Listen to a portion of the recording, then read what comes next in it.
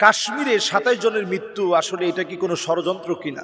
এটাকে ষড়যন্ত্র কিনা একেবারে সন্দেহের বাইরে রাখার কোনো সুযোগ নেই।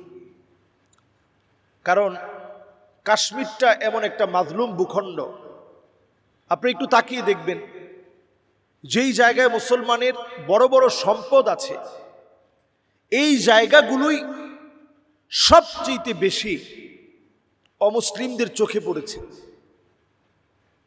আপনি তাকিয়ে দেখেন, উজবেকিস্তান, তুর্কমেনিস্তান, কিরগিজস্তান, এই সব জায়গাগুলো খনিজ সম্পদ দিয়ে ভরা।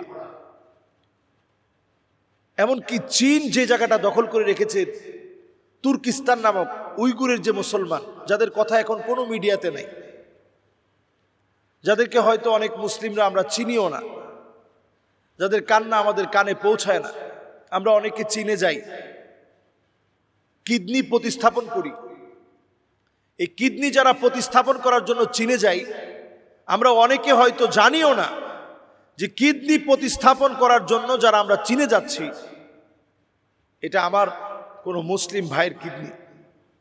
খুবই জুলুম নির্যাতন করে অল্প টাকার বিনিময়ে তার কাছ থেকে ছিনিয়ে নেওয়া হয়েছে। এভাবে নানা জুলুম নির্যাতন চীনে চলছে। কাশ্মীরে মুসলমানদের এমন একটা একেবারে এত নৈসর্গিক সৌন্দর্য আল্লাহ তাআলা দিয়ে রেখেছে, সবুজের ছায়া ঢাকা এমন সৌন্দর্য আল্লাহ তাআলা সেখানে দিয়ে রেখেছে, দিনের পর দিন তারা জুলুমের শিকার হচ্ছে।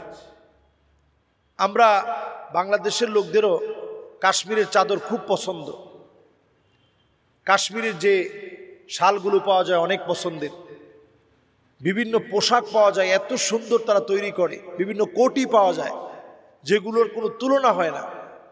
এই মানুষগুলাকে দিনের পর দিন খনিজ সম্পদ সমৃদ্ধ কাশ্মীরকে তারা দিনের পর দিন জুলুম করছে।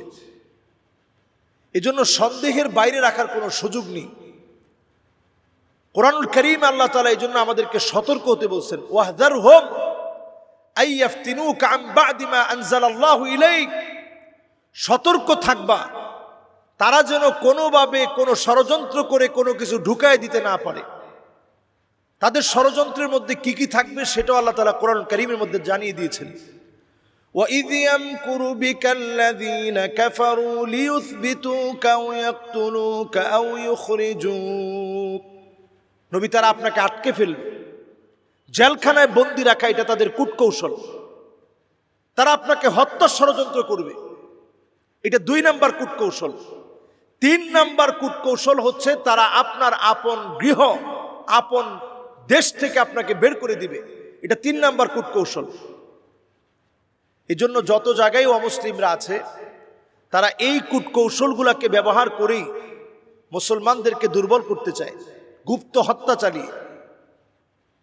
এই পৃথিবীতে যতগুলো ভয়ঙ্কর সংস্থা আছে, র আছে, মোসাদ আছে, এদের কাজই হচ্ছে নানাভাবে প্রেসক্রাইব করে মুসলমানদেরকে কিভাবে ধ্বংস করা যায় চক্রান্ত করা। এজন্য কোনোভাবে এটাকে ২৭ জন কাশ্মীরির হঠাৎ মৃত্যুকে ষড়যন্ত্র না বলে উড়িয়ে দেওয়ার কোনো সুযোগ নেই, এটাকে খতিয়ে দেখা দরকার।